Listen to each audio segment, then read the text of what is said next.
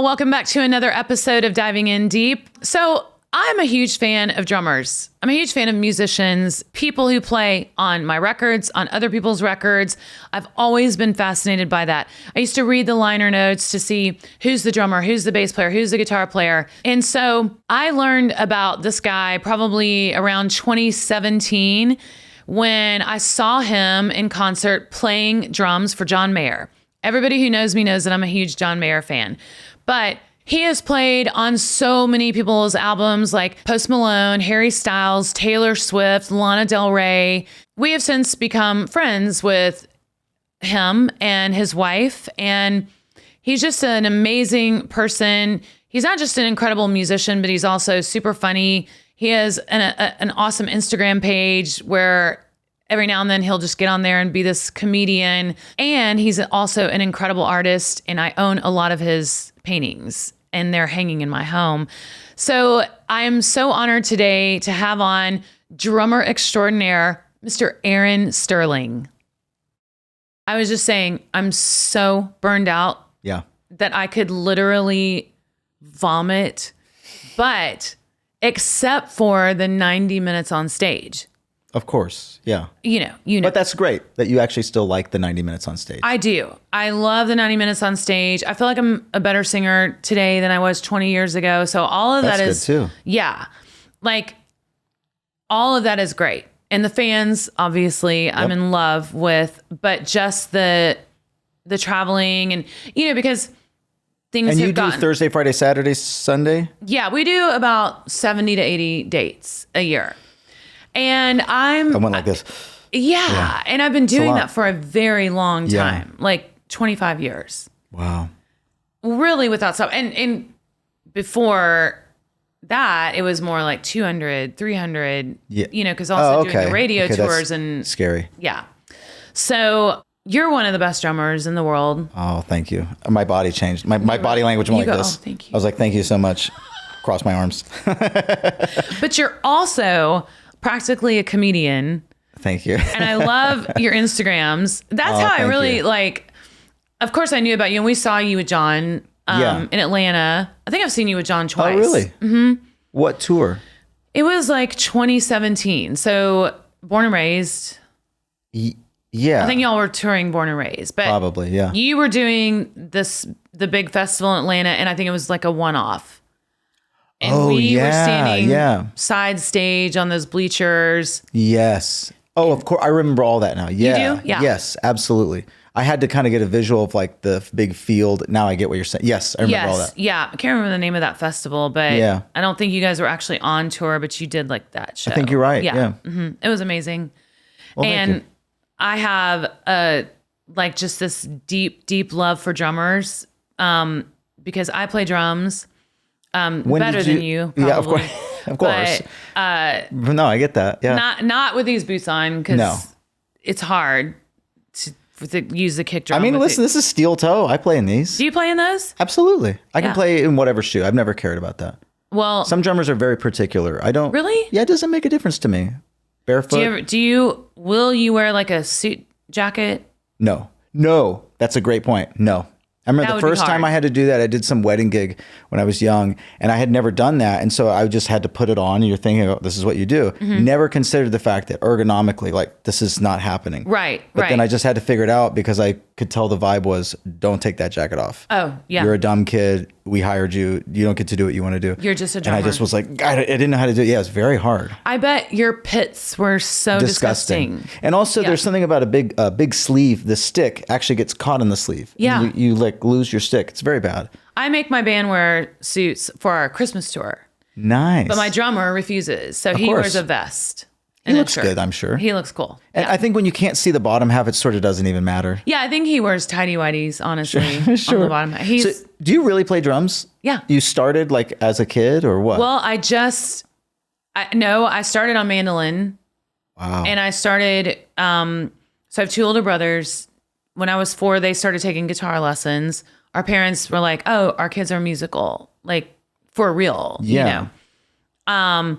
So we were farmers, and my mom, being like an entrepreneur, hard worker, she immediately went out and got a band put around us, and we were the Evans family band. We toured all over Missouri. And we started in bluegrass. So that's how I learned to sing that big, bluegrass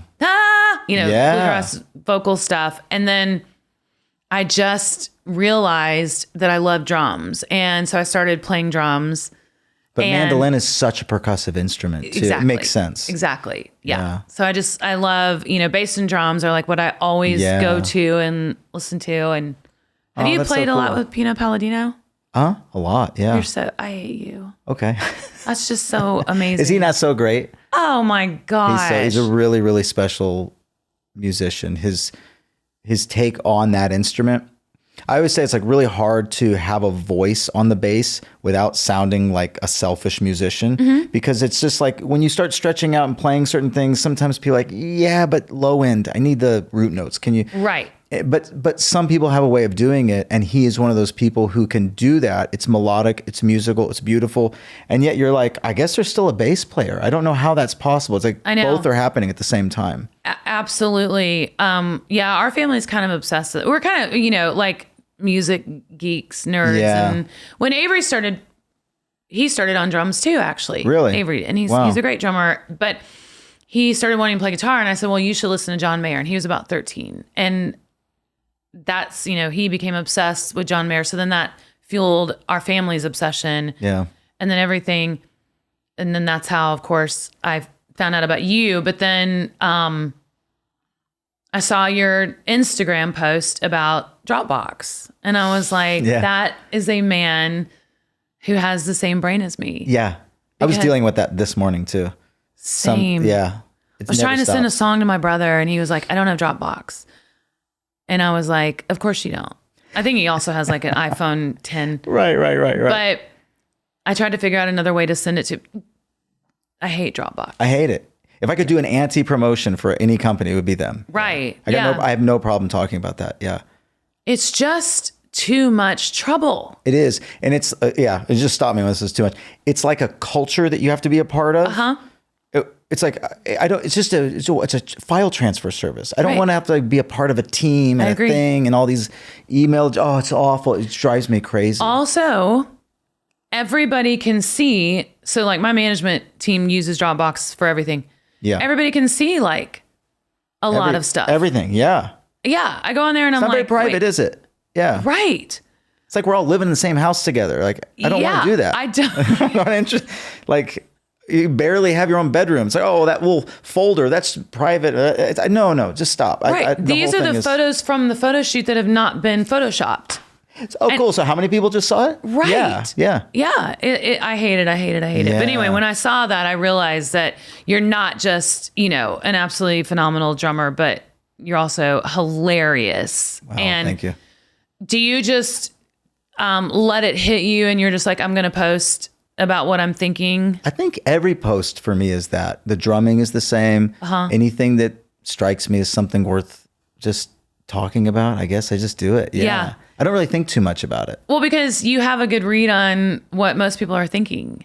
Maybe. I think you do. I hope so. Or if I don't, I'll just notice, because they'll be like, what on earth were you talking about? But yeah, I don't know. I think it's kind of fun to just throw it out there and see what happens. Right. Yeah. Yeah. So how did you start playing drums? Like, what is your... I was like 12. I think I was 12. And I just sort of picked it up very quickly out of nowhere. And then that coincided with starting to listen to jazz music. And like those two things happened at the same time. I could have maybe just tried to listen to jazz music and not learn the drums. I could have just been some kid listening to that. But they all happened at the same time. And I think that just got my brain like really, really into it, like super, super into it. So then I just started practicing. And then my whole concept was just like, I want to do this forever. And then I realized quickly I wanted to be a session musician. And I don't want to be in a band. I don't think I want to, I even thought I don't even want to tour. I never had dreams of being on a stage. I was just like, what if I made that record that I just listened to? Can you even imagine? I had these dreams of that. That was it for me. And that's basically all I ever tried to do. Do you sing also? Not really. I mean, I can. I've sung like can backgrounds. Can you sing Hotel California and play drums to it? Not as well as Don Henley, no. Neither the instrument or the singing. Whatever. Yeah, I can sing. I sing. I've done backgrounds on certain records, just like remote sessions, because I can kind of do whatever I want and send files, and if they hate it, they mute it. So I'll add all sorts of stuff. But it's like it's by myself kind of thing. Right. Yeah. Yeah. A lot of auto-tune. A lot of no, you don't. Absolutely. I don't auto-tune my vocals. Well, you don't have to. You're a great singer. I'm a bad singer. Like I just do it to create like textures. So okay. So you can say for the record, you don't auto-tune. I don't. So it's amazing. My favorite thing is when I go in to make a record, go in to do vocals, I'll do verses first, and I'll do like 7 takes of the verse.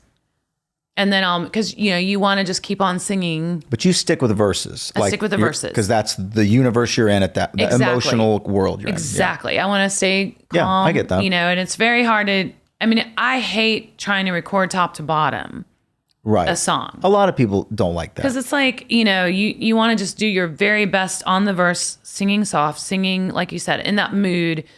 And then I'll do like 7 takes of the first chorus and the second chorus and the third chorus. So I don't fly choruses either. Love that too. Because I just like to, think like, if this were Fleetwood Mac, they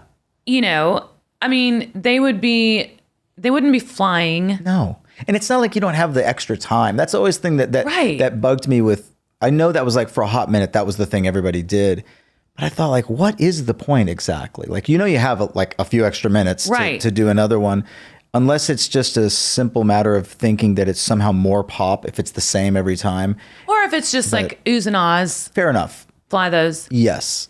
But a lead vocal, the most important aspect of the entire song every time. Right. It's like, you can vary it up. Yeah. Absolutely. And I love that you do that. Yeah, because also you need a different emotion, a level of emotion on the third chorus is supposed to be huge. Right. After like a breakdown, half of the chorus. Of course. And then, so then obviously I comp, and then, so it's not like I'm just, not fixing things. Do you comp immediately? Or is that like maybe another day? We'll do that another day. It's another day as I've gotten, it depends on how busy I am. So I'll let them comp, but then I will come back in and criticize everything they do to the max. Of course. Why did you choose that? Why the fuck did you choose that one? Like, that is the worst take. Yeah. And obviously you weren't listening. Yeah. And, because I get really, really upset when you can ask my manager. If I watch a podcast back and I'm like, were you not watching? Did you see my back fat? Right.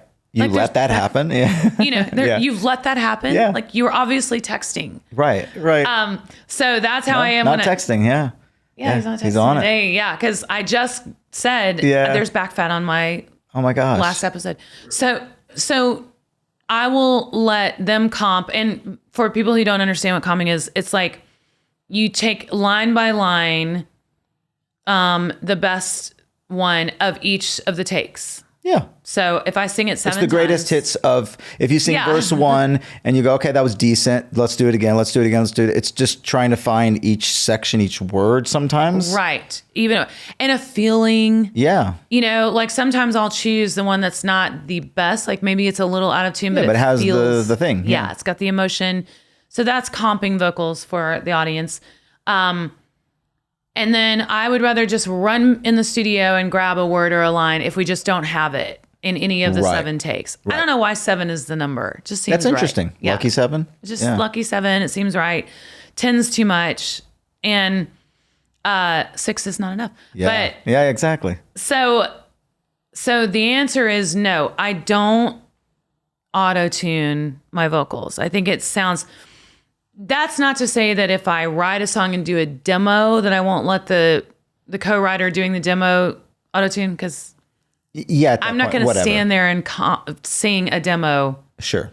That we're going to record later anyway. Yeah. But yeah.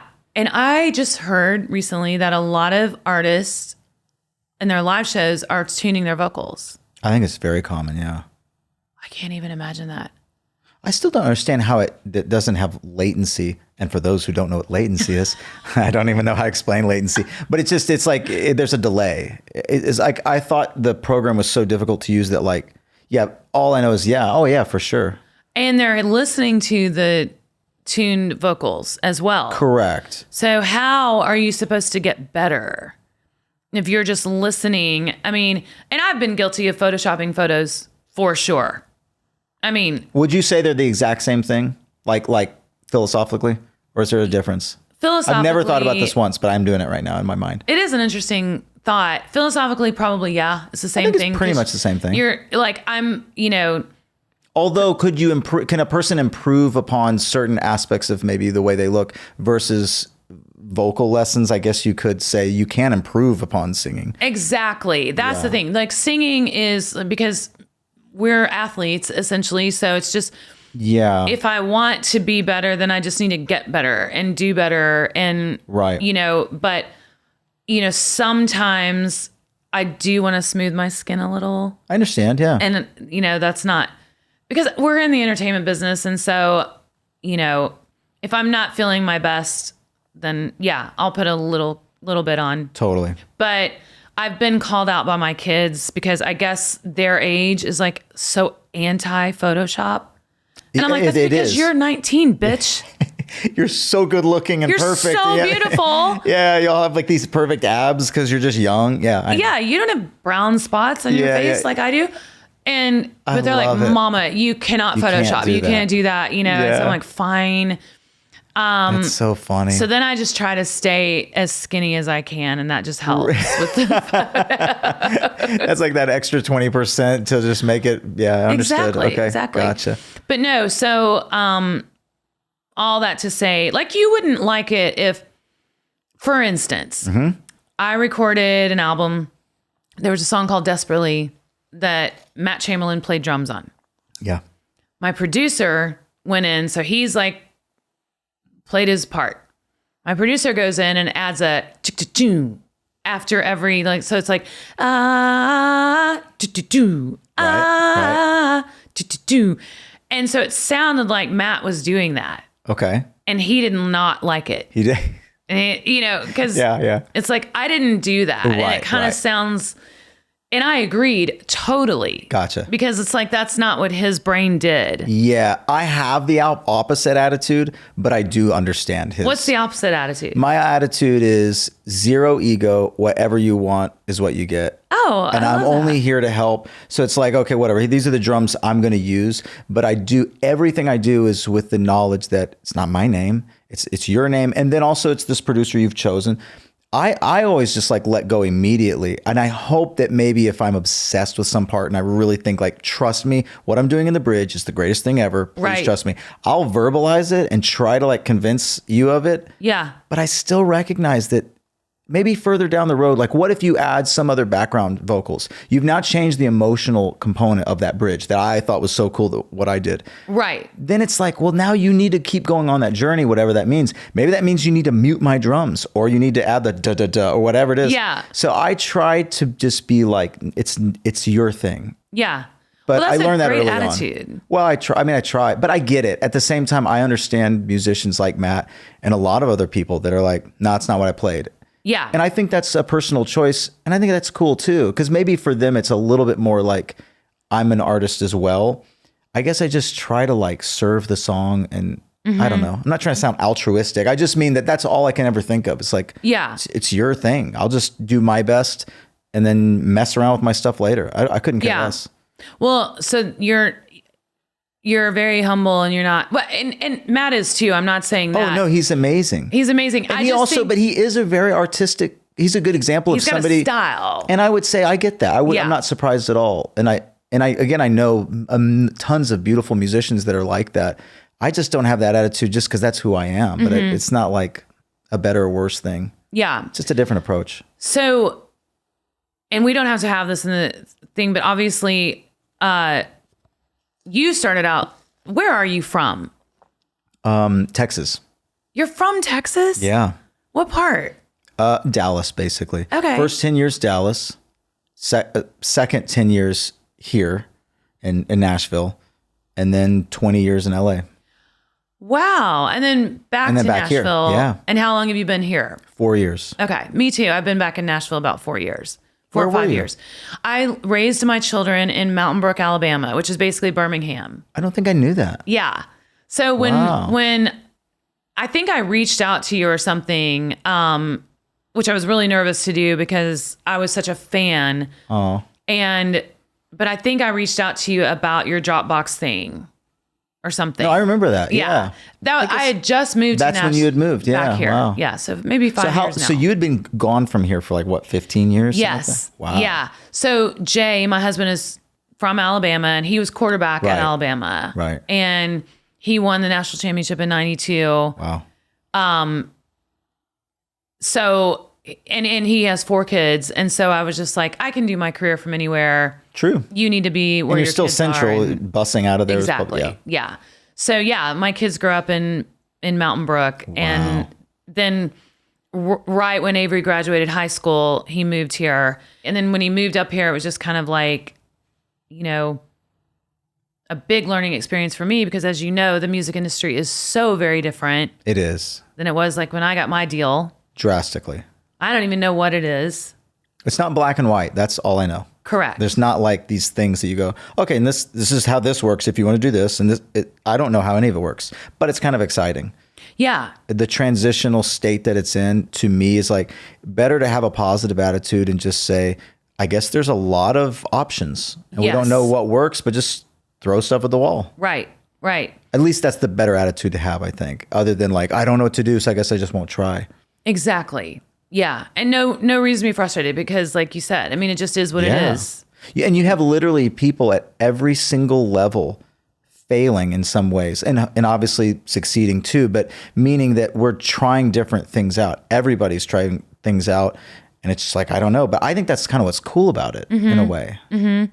Now, what would you say, like, what is your main way of doing your craft right now? I love that. It was like something about that question. I was like, I could tell you were like not sure. You're like, do I even ask this question or something like that? It was great. Well, basically, okay, I'm like, what do you do now? What do you do with your life? What do you do for a living? Like my everyday type of thing. Yeah, like how do you play drums mostly? My like main thing is I record remotely from my studio, 4 songs a day, 5 days a week, nonstop. Unbelievable. So there's like 20 songs a week, and that's like all the I same do. exact as if you were in a session. Yes. But you do it all at by home. myself, on my own terms. Everything's scheduled out with people listening at different times.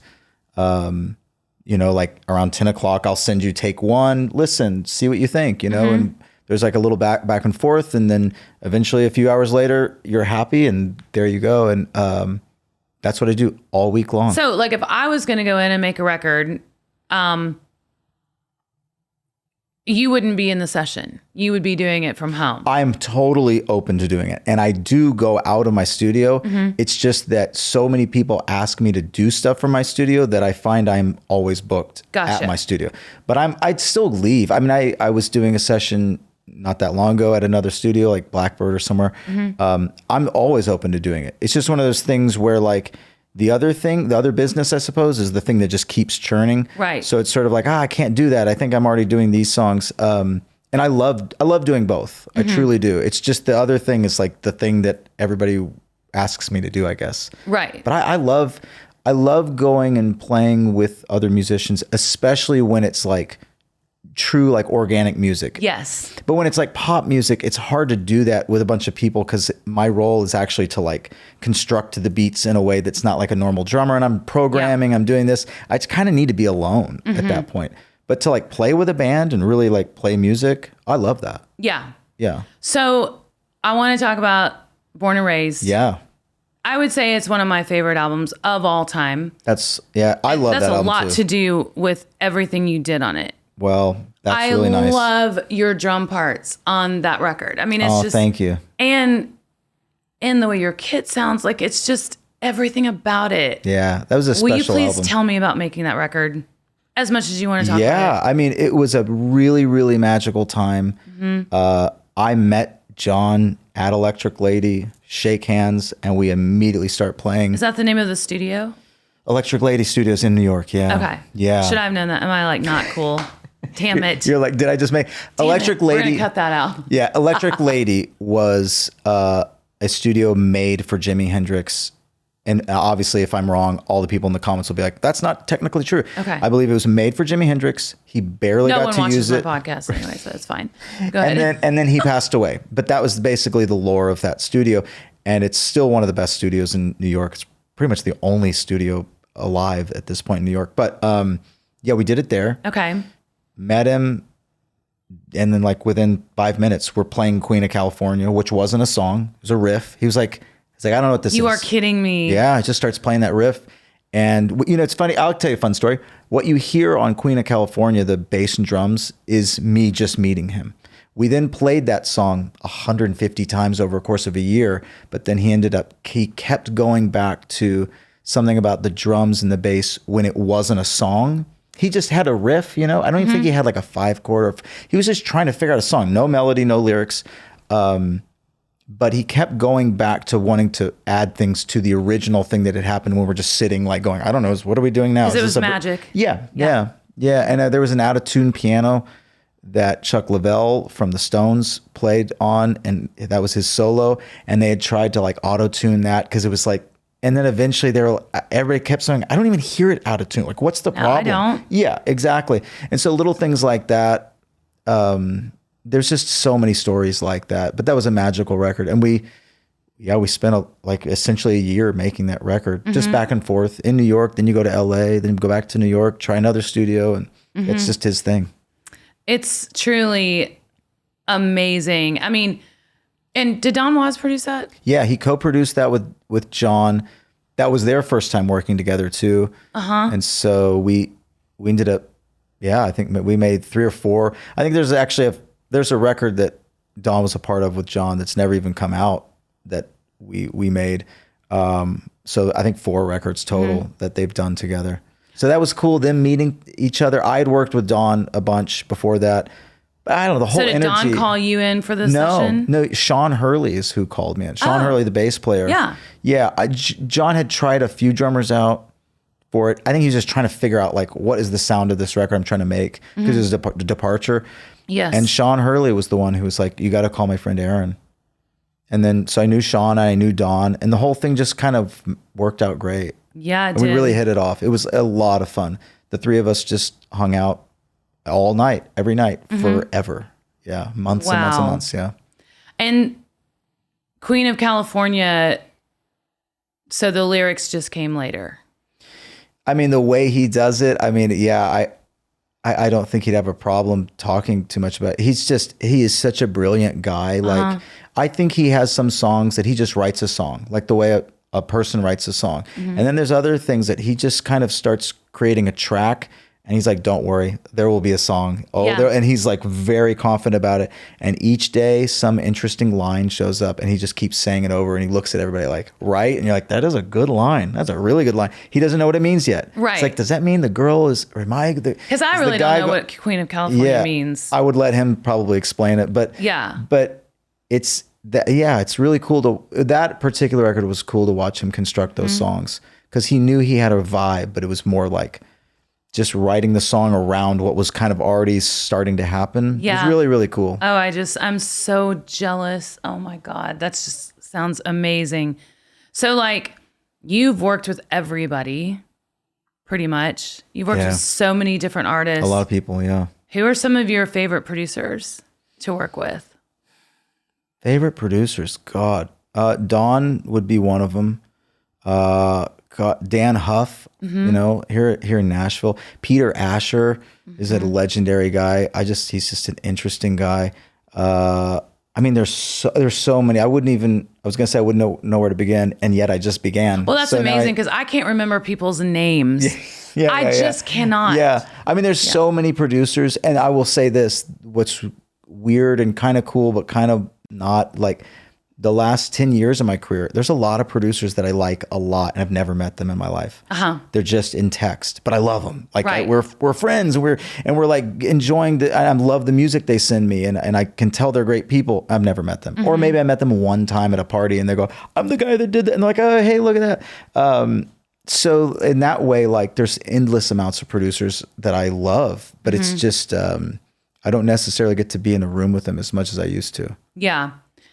Does it get lonely though? Or I mean, like, no, you're just so busy? I like my wife, I like my kids. I love your wife, by the way. Yeah. We always seem to run into you. Yeah, I know. Remember I saw you, it was like Zara, I think. Yeah, it was in Zara. Yeah, we're at Zara at the Grove, like, hey. With your wife and kids. Yes. Yeah.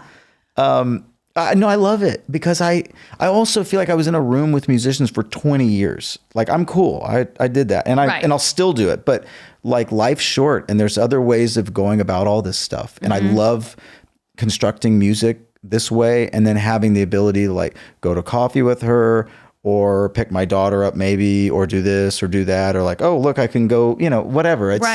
You're not as constrained to like these very specific times. Yes. I love that. I mean, it's so much freedom in that. How long have y'all been married? We've been together 25 years. Okay. And married 20 years, like coming up in like a month. Amazing. And you have a senior and a freshman. Yeah. What kind of dad are you? What a great question. I don't know. What am I supposed to say? I don't know. Are you strict? No. Yeah, I'm not either. No. I mean, she would say that I'm going to come across as the more strict one. I don't think either of us are strict. I think I'm a fun dad. I think I'm a fun dad. I try to be. I bet you're a cool dad. You're not like a regular dad. I definitely try to be fun dad, for sure. Yeah. I hope. But I don't want to declaratively say what I am. I think they'll tell me when they get older. If they what I was. Hanging out with you, then I think so. You've done a good job. Yeah, I think so. I feel like my kids love to hang out with me. I felt that energy the moment I met them at Zara. I was like, yeah, she's a good mom. Thank you. Well, they were happy to be there. You can tell when they're begrudgingly like, oh God, why am I here with her? We're together all the time. It's Part really of that sweet. is them growing up on the bus. But I think the main part of it is my advice I always give to young parents is to respect your children. And if you do that, because I believe you have to get them between the age of birth and 5 with respecting you. Sure. And honoring you and obeying you. And because they're so young at that point. Right. Yes. So you've got to just get that in their brain. Like, look, everything will go better for you if you just obey, and do what you're told. But they have to trust that. And that means don't scream at them. Don't lose your temper. Don't yell at them. Yeah. And also you got to give them, especially past the age of 5 on, I feel like you have to give them their own opinions and voice, and you got to talk to them. Yes. You can't overschedule your kids and never have the time to just really hang out with them and talk. Like Avery and I would say, we're probably the most alike, him and 2 girls. And, we spend hours and hours and hours just talking about everything. Politics, religion, music. Yeah. And he's real smart like me. So I'm just kidding. Of course. But I think that then it's kind of like, because I'm a Christian and like my relationship with God is so important. But I feel like you do the right things because you love God. And I feel like your kids will follow in that because they love you. They will want to kind of do what they know you would prefer. Of course. Yeah. What makes your heart happy. Yeah. So I feel like all 3 of my kids are real respectful to me, and like they never sort of like sass off or but they seem like they like you though. Yeah, they like me. So it's deeper than just that. I mean, that's huge, the first part, but the second part is also huge, that they're adults and stuff, but they still want to hang out with you. I mean, that's a cool thing. I don't tell them what to do really. Yeah. Except I asked them not to go to college, but I didn't say that's one big one. Yeah. Yeah. I didn't say you can't. Yeah. I just said, I just don't think it's necessary. Yeah. Unless you want to be a doctor. Sure. No, this is what my wife and I are like going through right now. Yeah. With our oldest. Because the daughter is the oldest, right? Son is the oldest. Oh, I'm sorry. Yeah. I thought your girl was the oldest. And what are their names? Finnegan and Gigi. Oh my God.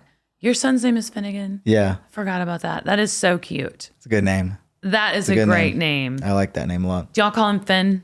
We don't. Everybody else does. Or Finny. Same. I call my daughter Olivia, and everybody calls her Liv. Oh, I don't know. I think all the kids do the nicknames and the parents do. I could never call him Finn. Yeah. It would be so weird. I could never call Livy. I call her Livy, but not Liv. Yeah. All of her friends call her Liv. It's weird. Finnegan, that is so freaking cool. And Gigi. I call her Gigi, though. I do that for some reason. Is she a daddy's girl? I guess so. Yeah. I don't know. I guess. Yeah. She looks a lot like you. She would probably hear that and go, no, I'm not. I'm not a daddy's girl, but yeah. Now it's so scary too, because when they reach a certain age, like pretty much every podcast, if I talk about Avery or Olivia or Audrey, then I'll tell them to take it out. Right. Because I'm like, they're going to be mad. Yeah, they're going to be mad. Yeah. Oh, like posting pictures is a real thing. Posting pictures of our kids is like, it's like a huge boardroom meeting to like see if we can get approval. Yes. And every once in a while, we'll just try it. We'll just be like, screw it. I'm posting it. We'll see what happens. You know what I mean? And maybe they'll yell and get mad, or maybe they'll just be like, all right, it's fine. Maybe, you know, maybe if they look good, they're like, all right, it's cool, whatever. Especially if they look good. I think so. Yeah. Yeah. That is hilarious. Yeah. Are your kids cool with you just anytime you want to post them? No. Absolutely not. Yeah. Approval, all that. Like, here's the thing. We were talking about this last night because we had Avery's birthday party. Oh, really? Dinner for him tonight. How old? He just turned 25. Oh, exciting. I cannot believe it. And talk about time flying from when they graduate high school till 25. Yeah. Flies by. I believe that. It is unbelievable. Yeah. Even though I see them all the time. You know, they're around all the time. The no school thing must be different. Yeah. Like there's not markers of time as much. Totally. I'm guessing. I don't know. 100%. Okay. Like you don't have a schedule. You don't really. It and just especially sort of floats on by. Yeah. It's really, really weird. But last night we were talking about, what were we just talking about? Oh my God, I'm so stupid. Me too. Hold on, not college. We were talking, pictures, approval. Oh, Instagram. Yes. Pictures looking good, whether you need approval or not. You were saying something about a party last night. I'm giving you like everything that we just said, and you still don't. It really sparked something. You were ready to say something. Damn it. Just turned 25. It's your son. I think it had something to do with your son. Maybe it was one of your daughters, though. I can't remember. It'll come to me. Okay. Anyway, you're willing it to happen. Wow. Yeah, I know. I mean, anyway, I know it's hard to recover from that. Like it is. I do that all the time because now I'm sitting here wondering if something's wrong with me. No, because I can't remember it. No, that's just the way it is. Okay, it is. I have that all the time. Well, I guess. But you asked me if they're fine with me posting. Oh, that's what we were talking about. Yeah, you had to say it out loud. You had to start the sentence to get there. Retrace your steps. Exactly. Okay. Now I just forgot. No, I'm just kidding. We were talking about being a child of a celebrity and how it's so weird because somebody met my daughter Audrey. Okay. And they told her. How old is she again? 19. Okay. She is actually 40. Gotcha. I mean, that girl, she lives in an apartment downtown. Right. She is like popping off on TikTok, like doing it. Yeah. She is a personal assistant to a big TikTok girl. Oh, really? And so she taught her how to edit and do all that stuff. So now she's doing it herself. And things are happening for her. I'm really happy for her. But she's a go-getter. She gets up at 6 a.m. She works out every morning. Yeah. You know. But somebody recently met her and told her after the fact, I was really, really worried about meeting you and nervous about it because I didn't know if you were going to be like a bitch or a snob or something because your mom's Sara Evans. Wow. And that's something we talk about a lot that is kind of a blessing and a curse to them because they want to be standing on their own with their own talent, their own all of that. And I think a lot of people will assume that they're getting some sort of special treatment, or they're not going to be nice, or they're going to be spoiled rotten, all of that. And that's just the furthest thing from the truth. I mean, they're absolutely normal people. But that is the standard operating thought for most people. Yes. And obviously, I mean, I've encountered that a million times with most people, assuming that of other people. And as you know, it's like when you do this long enough, you realize there's no real like pattern to it. No. I know, you know, some of these stars, their kids are like, ooh, and others are amazing. Yes. There's no rhyme or reason to it. It's because, you know, I grew up on a farm. Sure. And we were poor. And you just are who you are. I am just who I am. I come from very humble, very, very, you know, we were poor and worked our asses off. I worked my ass off on the farm. And my kids didn't really have to live that lifestyle. They grew up on a tour bus, but I also raised them right. Like I didn't spoil them right. Because it's still in you exactly to be that way. Yeah. Yeah. So they have to fight wondering if people are assuming that about them. Right. That, you know, they're a child of a celebrity. Yeah. And so we were just talking about that last night and how that girl was like, I'm so shocked that you're so normal. And wow. Yeah. I mean, I get it. I mean, I don't get it, but I get that that's just the way it is. Yeah. Yeah. Especially, I guess, at that age, you know. Yeah, at that age, you just make a lot of assumptions. Totally. Yeah. You were saying that you started listening to jazz and playing drums. My brother went to MIT in LA. Oh, really? Yeah. Oh, that's cool. What is it? Musicians Institute of Technology. I guess. I've never even thought about the T. What is the T? No, MI. Yeah. So MIT is the place, you know, in like Boston for all the smart people. MI is just Musicians Institute. Yeah, I guess. Yeah. Yeah. There's no technology on the end of Musicians Institute. because the other one, Massachusetts Institute of Technology, I think right, is which the he MIT. did not go to, for sure. Kind of different places, kind of, in a way. Yeah, I knew a lot of people that went there. And it's jazz. What year did he go there? 91. Yeah, 90. that was popping off at that point. Yeah, yes. That was a real thing. Yeah. It really changed his life because, you know, we grew up playing bluegrass and country. And then he went started from getting here to schooled here. in all these other genres. Yeah. Oh, this shirt is so dangerous. It would be hilarious if we put one of those things on there that like covers. Out of nowhere, it's like black circle. Follow here. Yeah. The link below. By the way, is that brother, is he in your band as well? He was forever. Okay, gotcha. And then his wife was my hair, makeup, wardrobe. So they were out on the road with me for 20 years, had a baby, brought the baby out on the road as well. Then she got knocked up again. Oh. It was like a surprise, you know, pregnancy. Wow. Now they've got Lucy, who's 5. She just turned 5. Wow. So he came off the road. Gotcha. When Lucy was born. And so did she. And now everything is so expensive and fuel and all that. Yeah. So I actually went down to one bus. So I'm on the bus with my band again. Wow. Like I was. What is the big difference? Is that like, okay, is there anything great about that? Is it all just like a big compromise or is it actually kind of cool? Okay. At first I was incredibly sad. Yeah. Nothing to do with my band because of course. They're all great. Yeah. And the obvious is that you already love your band. Exactly. But different scenario. Yeah. Because I was used to having my privacy.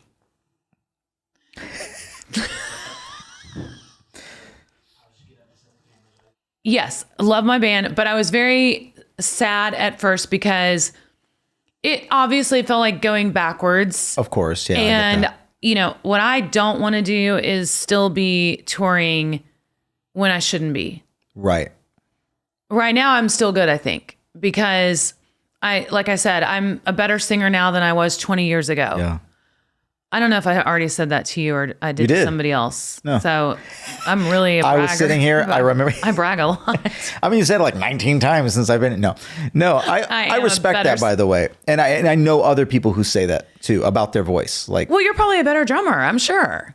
Than you were. Yeah, I think there's aspects of my drumming that are better. I think there's maybe certain like some of the real fast stuff when I was like 21. Mm-hmm. Maybe I've lost that, but I don't need that. Like, are you as good at Wipeout as you used to be? Yeah, that's a great question. I'm gonna go home and be like, God dang, I'm really not. Sara Evans challenge. Yeah, the wipeout challenge. It's exhausting. Yeah, it just keeps going. Yeah. Yeah.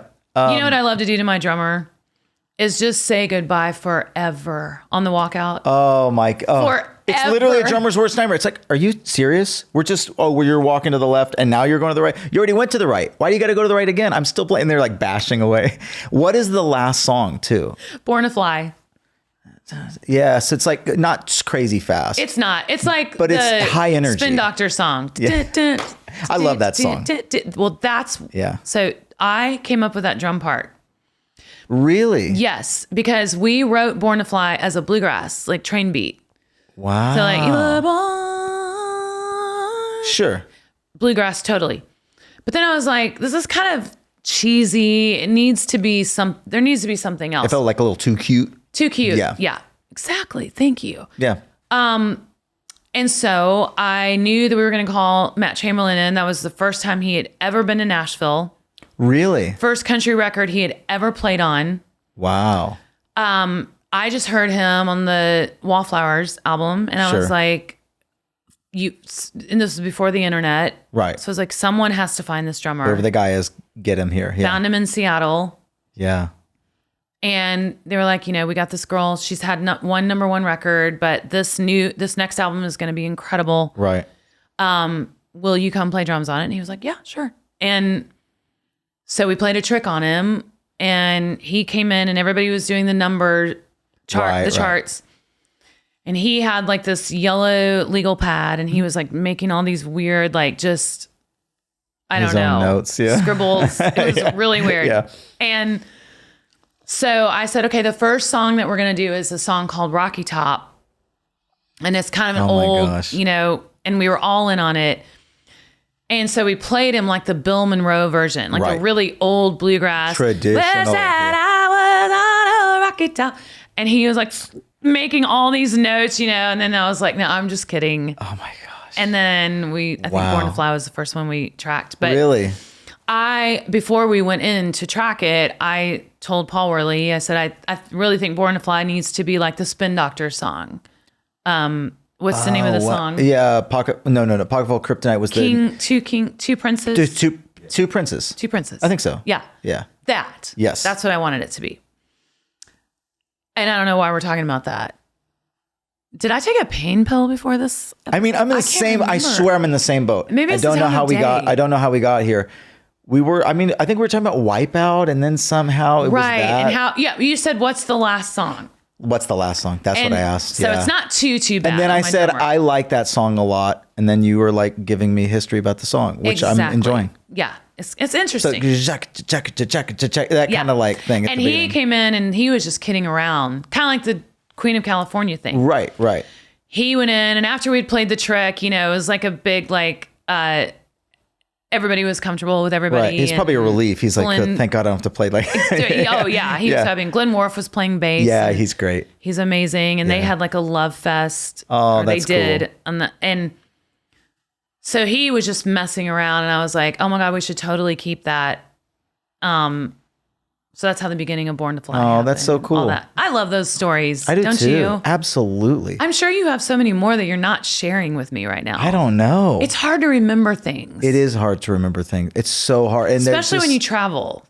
Yeah, I guess so. And also just like so many albums, like, I just get to a point where I get certain stories confused, wasn't this person or this person.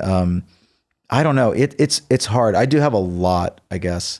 I say that, and then here I am, like, I don't even know. Well, it's like asking a doctor, like, do you remember that one appendectomy that you performed? Yeah. No. It's hard. It's very hard. Like the Harry Styles album that album was very memorable. Only Did you play on the one, like New York? Fine Line. The one with Watermelon Sugar and all those songs. Oh my God. But like that was a cool album. I just showed up. I didn't know what we were doing exactly. I was like, I guess we're making an album. I don't know. And it's just immediately like cool song after cool song. And they just had me play all these different things on all these different songs. And we were like churning through it. Not in in like a cool musical, like just do something cool. Don't even worry about it kind of way. That is so cool. Yeah. So I just love the fact that there's so many different ways of making an album. Sometimes you toil over a song forever. Sometimes like just do a little bit of something. Who cares? We'll move on. Right. And then they'll figure it out later, or we'll revisit it another time. But how did you know that you were born to like be a musician? Like when did you know? I think like 13 or 14, I just had extreme, it's like you could maybe relate where you have not only the confidence for whatever reason, because I have a lot of non-confidence and a lot of other things. Same. But yeah, exactly. I had a lot of confidence, but I also was like, not only do I think I'm good at this, I know for a fact this is what I would want to do. It's not like that American Idol syndrome, unfortunately, where it's like, oh, that's what you want to do, but oh gosh, you're not very good at it. Right. I felt like the thing I want to do is actually coincidentally the thing I might be best at. And I think that's just like a blessing. A blessing is all it really is. Truly. Because when you are great at the thing you want to do, that's when you know you were born to do it. And I've always thanked God for that, because for me, it was like Andre Agassi wrote that book Open, and he talked about how his dad, put him on the tennis court and made him do it. I was kind of the same way with my parents. They just were like, our little girl can sing. So just do it. And she's going to do it. So I spent my whole entire life on stage, but thankfully I love it. I was going to say, isn't that interesting? Because that could have easily backfired. Yes. And it didn't. It did not. So cool. Every now and then, like I would miss every weekend thing. So like if my friends are having slumber parties and stuff, I feel like you're interviewing me more than I'm interviewing I love it. But I love it. But it is such a blessing. Wouldn't it be great if you found out you're fired? This is actually becoming my podcast. I know. Yeah, and you're my first guest. That would that would put all the pressure on you. Yeah. It's like an intervention. We're letting you know. Because do you have anyone that wants to advertise? Yeah, I'll look into it. Yeah, I'll look into it. Okay. So you missed some weekends, some friend things. All the slumber parties. Yeah. I missed because I was on stage watching drunk people two-step. Yeah, which sounds a lot of fun. And I peed on stage once.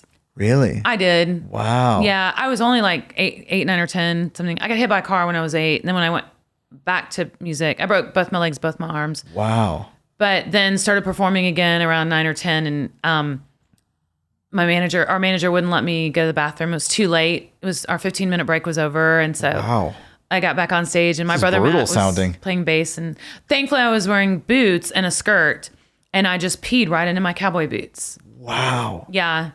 This is shortly after breaking both legs, or what? Yeah. Good Lord. I wonder if they're connected somehow. The way you told the story made it seem like they were very connected. I was like, so you broke the legs and you just go right back on stage. I'm assuming there's not a cast on the legs. I was like, what now? Dude, that's hardcore. I do think there's some relation there in some way or another. Yeah. There has to be. That's a serious story. Wow. Yeah. It had to have something to do with the trauma. And I feel like, yeah. Yeah, because 9 out of 10 therapists would be like, I think so. Yeah. Right. I think I need ketamine therapy. Yeah, it could be. For that. Yeah. Wow. I want to take mushrooms so bad. I've never done it. I haven't either. Yeah. But I know people who have. Heard good things. I've heard great things. Yeah. I've heard that you become so just like loving and so in your feels, but not to the point where it scares the shit out of you. I mean, that's the microdosing aspect, I guess. Right. Yeah. Yeah. Because I suffer from a thing called DP. Have you ever heard of depersonalization? Okay. I absolutely have seen the word. I've seen the word. I don't know what it means though. Okay. It's like kind of like derealization or what do you call it when you disassociation? Yes. Okay. It's kind of like that. Sorry, I was disassociating. Yeah, right that there. I understand very well. I understand disassociating very well. It's a lot like that. Okay. It's when I don't really struggle with it because I learned to overcome it, and I really do believe God healed me from it. But it's when you all of a sudden don't know who you are. Okay, and you kind of go real out of body. It's out of body, way deep. It's almost like when you think about forever. And you have infinity. Yeah, those like, oh my gosh, I remember doing that as a kid. Just infinity. And your mind just starts going further and further. You're like, no, I can't do this. You can't. And you disappear. You just, really. Yeah. You just run. Like you want to just run. Yeah. Because thinking about like heaven but like forever, that's fucking scary. It's so scary. It is. So depersonalization is like that, where you go too in and you're like, whose hands are these? Who's talking? Yeah. And I think a lot of it also has to do with performing. So because I'm up there and I'm a different person when I'm on stage. Totally. Like, you know, and then I have to come back to being me after the meet and greet where it's like, hey, da-da-da. Totally. And then you come back I can relate to that. Yeah, sitting in a room with yourself and you're like, but who am I? who am I? Am I the person before? Yeah, see, playing on stage is weird for me. And I think that's I don't think I've thought of it that way. Yeah. But I think that's what's happening. I don't feel like I'm supposed to be myself. I'm supposed to be somebody else, or maybe a close version, but still not the same me. Yeah. Because I have to do this cooler. thing. Yeah. All these, oh God, you have to be cooler. And maybe I have to smile because I get so many comments like, yeah, you look like the saddest person alive. Why are you on stage? You know? And so I have to not be myself. Yeah. In that way. Not that I'm sad, but I have to physically alter the way I look to make people happy, which I get. Yeah. But then that's weird. It's a hard thing to do. I think a lot of people who have to perform for a living have those feelings. Like, who am I really? Right. Because we're just normal people, but, you know, on stage, like, I'll never forget I met the drummer for Alabama. Okay. It's always drummers with me. I also dated a drummer in high school. Yeah. His name was Winston. Great name. And that's all. I mean, he was a great drummer. Yeah. And a great name. That's all. We'll just leave it at that. But and there's no more story. And there's no more story. Yeah, gotcha. But what was I saying? You met the drummer for Alabama. Thank you. But there is a story here, I think. He was nothing like the drummer for Alabama. What does the drummer for Alabama even look like? I don't know. He wore like a headband, like a handkerchief, it's a vibe. do-rag, vibe, sunglasses. Cool. So when you watch him on stage, you're like, he is a freaking rock star. Sure. Like, oh my God. And then you meet him and he could have been like Dwight on The Office. All of it is off. All of it's off. Yeah. His whole costume is off. Yeah. And he's just a nerd. Yeah. You know, but on stage, he was this character. Do you think that makes it easier? Because if you have this was a theory I had. Obviously I can't pull it off, but I thought like if I had like an animal outfit on, I would be so much more comfortable because the character I need to be is already there. It's done all the work for me. Right. People are looking at this crazy deer on stage. You're right. Is that what you would choose? I just threw it out there. I thought, think of an animal fast. Yeah, maybe so. A deer is a beautiful animal. I'll be a deer.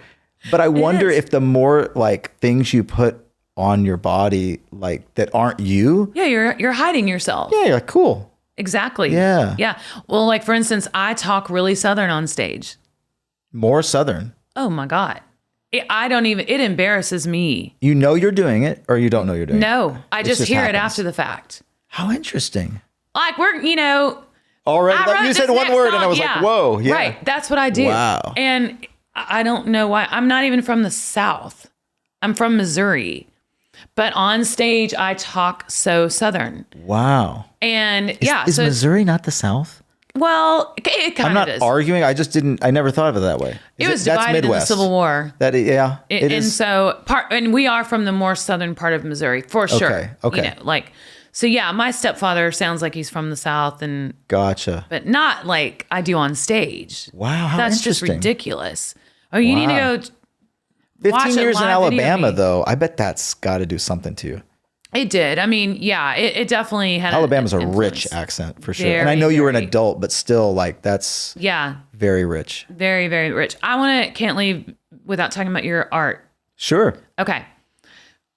You're an amazing artist. Thank you very, very much. You really are. You can tell by your boots. There's paint all over your boots. I just kind of own up to it at this point. Yeah. It's like a lot of splatter paint that just gets all over everywhere.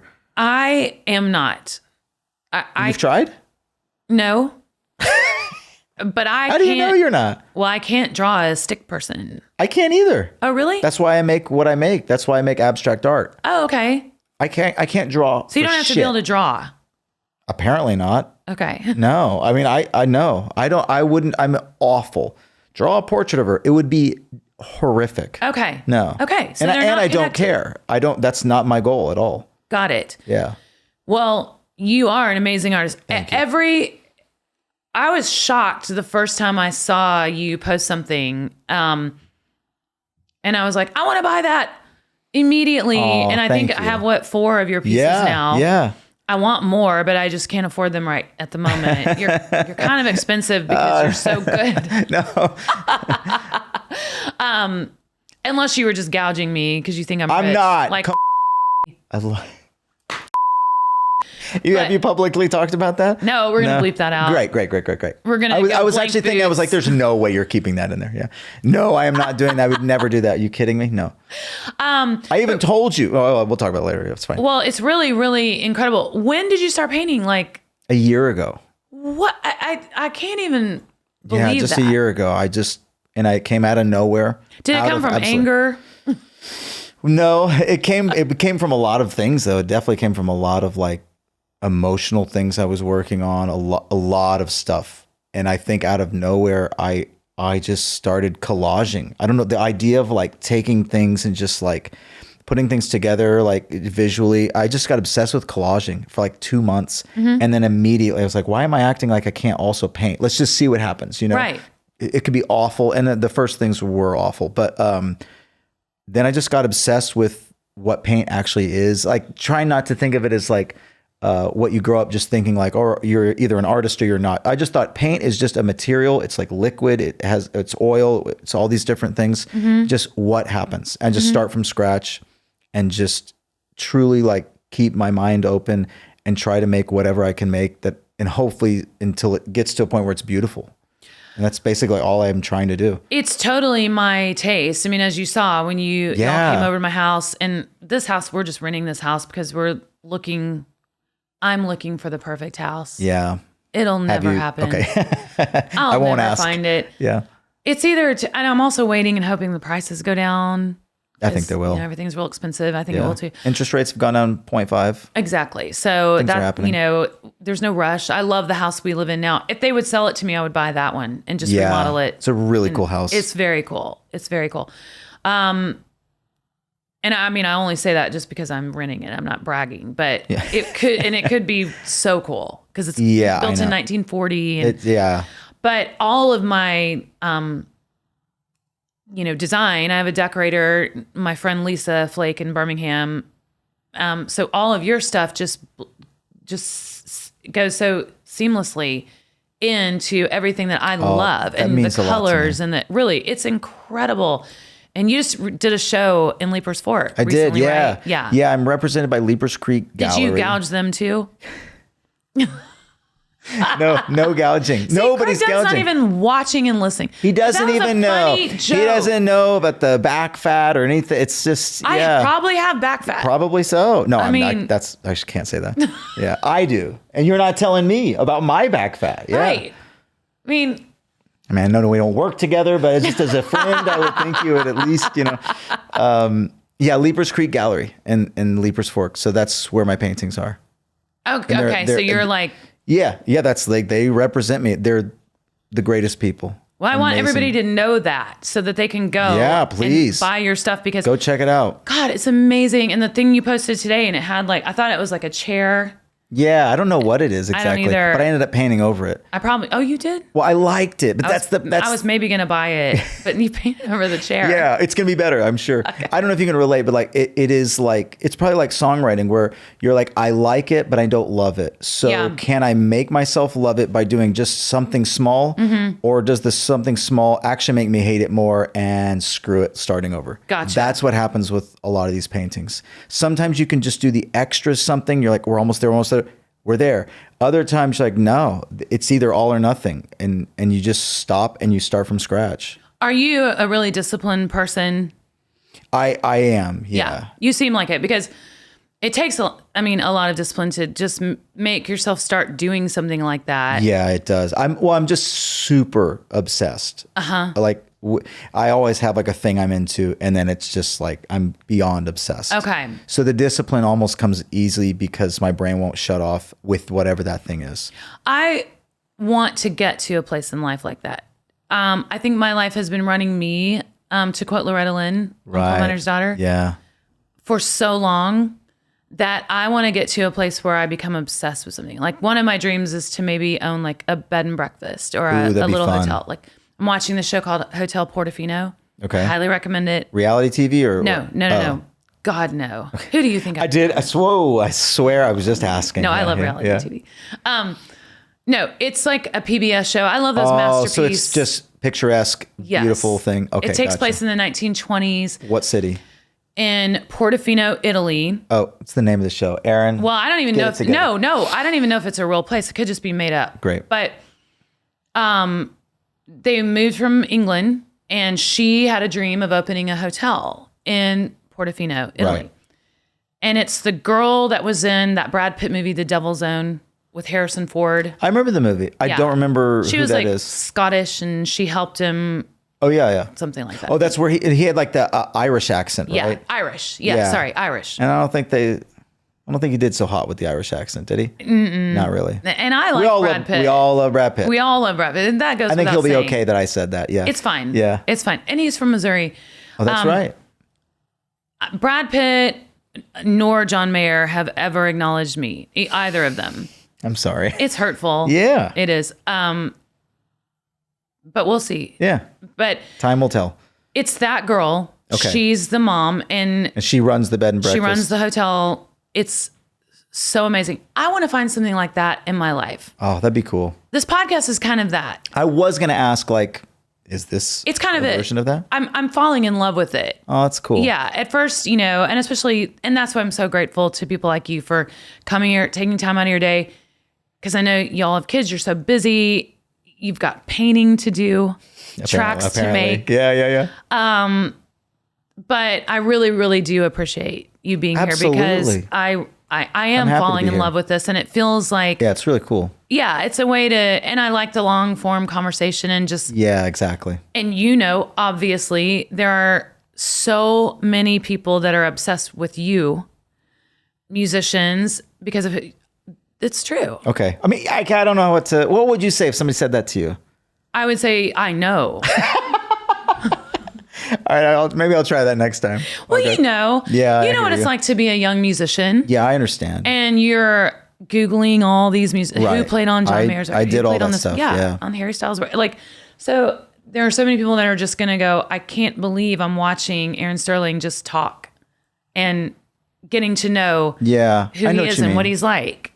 Yeah. Even beyond your Instagrams, which don't stop making those because they're really, really great. All right. I'll keep going. I'll send you a Dropbox of this episode. Please. Dropbox only. Yes. Is there anything else you want to talk about? No. I'm happy I was here. Thank you so much. This was very lovely. This Thank hour you for has having flown me. by. Absolutely. Yeah. So much love to Laurel and your children. Thank you. Finnegan and Gigi. Correct. Amazing names. Thank you. Thank you so much. Absolutely. What an honor. Thank you for having me. Yep.